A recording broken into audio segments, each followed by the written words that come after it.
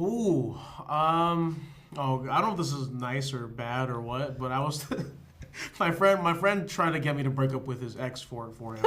That's crazy. And, what? It didn't end up happening. What? Was he serious? Yeah, I don't know. He was, but that is probably the one. That's probably the one reason why I don't try to help friends anymore. That's the big difference between you and Roscoe. Yeah, right. Roscoe would get talked into. Yeah, Roscoe would somehow do it for some reason. That's so funny.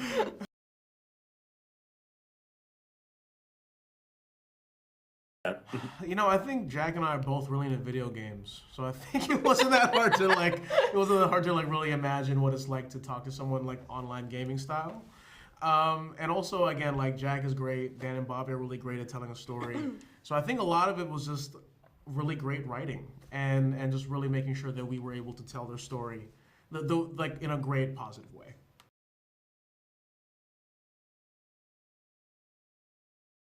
Well, for me, it was a number of things. I was a huge fan of Jack, and we have a connection in our mutual friend Dan Trachtenberg, who directed Prey and who directed the first episode of The Boys. Mm-hmm. So when I was doing Prey, Dan kept talking to me about Jack and being like, you know, he's such a lovely guy, and I think you guys would be so great working together, and he was kind of doing the same thing to Jack. So for years, I was like hunting him down, trying to work with him. So when I saw that it was him doing this movie, I was so excited. And then I think Sherry is a very interesting character, and I think she's afforded a lot more kind of complication than you normally get to see someone in her position have, you know, like just kind of normally it's just like the love interest and that's all there is. But she has so much, you know, she's got a lot of complexity, and that I thought was really commendable and I thought was very interesting. Yeah.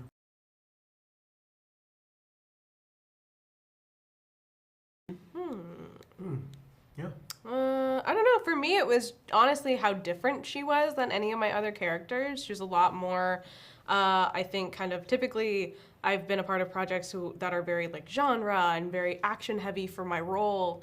And this was a lot more kind of just vulnerable than that, weirdly. Like, even though the movie is so big and so fun, it was actually like quite a vulnerable experience, like a very character-focused experience for Sherry.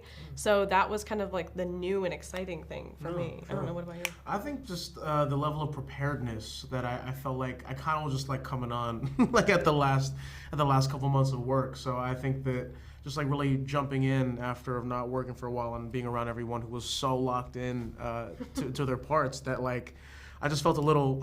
I felt like I had to really like step up my game, like it was like going to the league, and yeah, and it was really cool. Yeah, you should.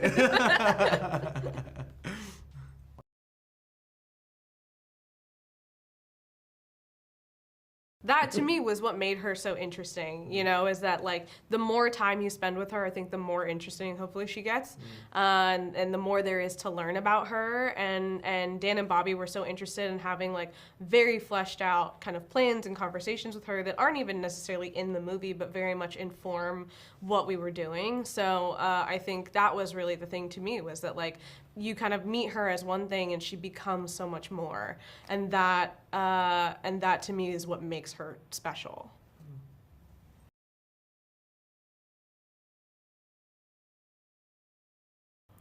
Ooh, I don't know. They're both kind of the two halves of the same brain. Yeah. They're all kind of like one person. They're one, yeah. Yeah. So one, I was saying the other day, was like, you know how you'll be like, oh, I wish I had two of me. Yeah. They do. That's what they are. They really are. For sure. Yeah, they're very aligned. Yeah. Yeah.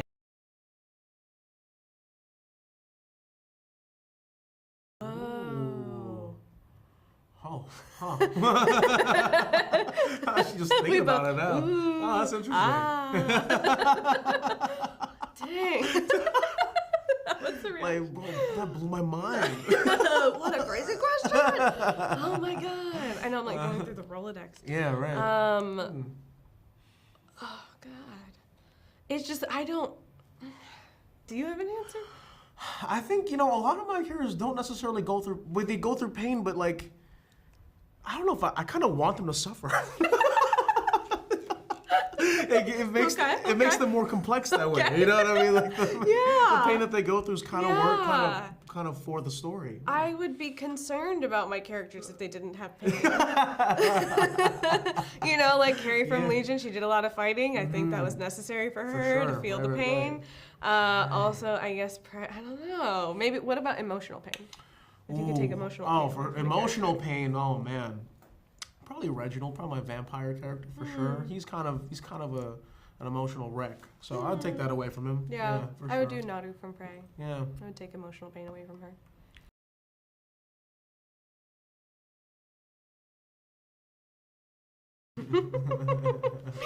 Yeah. Yeah, for sure. Yeah, I mean, like, I feel like the show was very fun. Yeah. Very, very fun. It was very chill, very, like, I think it could easily become overwhelming, but very much the, like, kind of the precedent that was set was that it is a fun place, and so you come with that first, which was very nice. Yes, absolutely.